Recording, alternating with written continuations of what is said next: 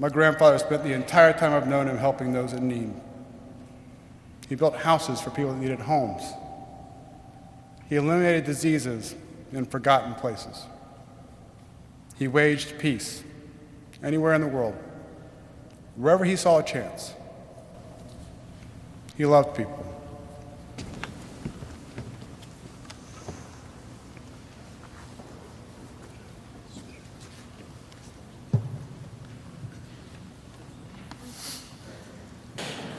They were small-town people who never forgot who they were and where they were from, no matter what happened in their lives.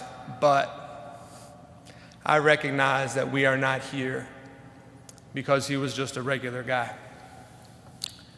As you've heard from the other speakers, his political life and his presidency for me was not just ahead of its time, it was prophetic.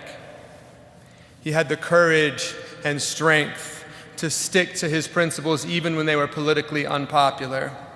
50 years ago, he was a climate warrior who pushed for a world where we conserved energy, limited emissions, and traded our reliance on fossil fuels for expanded renewable sources. And by the way, he cut the deficit, wanted to decriminalize marijuana, deregulated so many industries that he gave us cheap flights and, as you heard, craft beer. Basically, all of those years ago, he was the first millennial. As you heard Stu say, as president, he gave voice to dissidents, stood up to dictators, brought countries together in peace. His heart broke for the people of Israel. It broke for the people of Palestine, and he spent his life trying to bring peace to that holy land. And he talked about it at the dinner table. It was the same in public as it was in private. Essentially, he eradicated a disease with love and respect. He waged peace with love and respect. He led this nation with love and respect.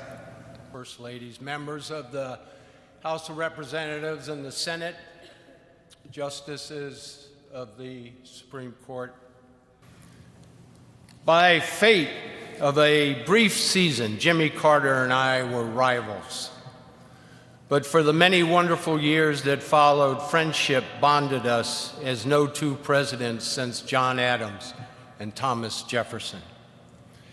Now, this is not to say that Jimmy never got under my skin, but has there ever been a group of politicians that didn't do that to one another?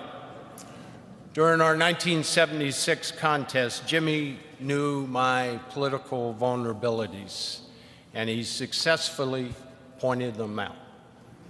Now, I didn't like it, but little could I know that the outcome of that 1976 election would bring about one of my deepest and most enduring friendships.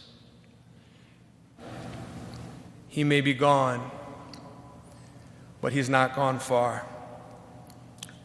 The outpouring of love and support that we have felt from you and from around the world shows how many lives he has touched and how his spirit will live on in many ways for us.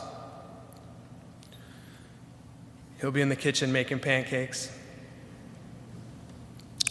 or in his wood shop finishing a cradle for a great-grandchild, or for me just walking those Georgia fields and forests where he's from. Thank you.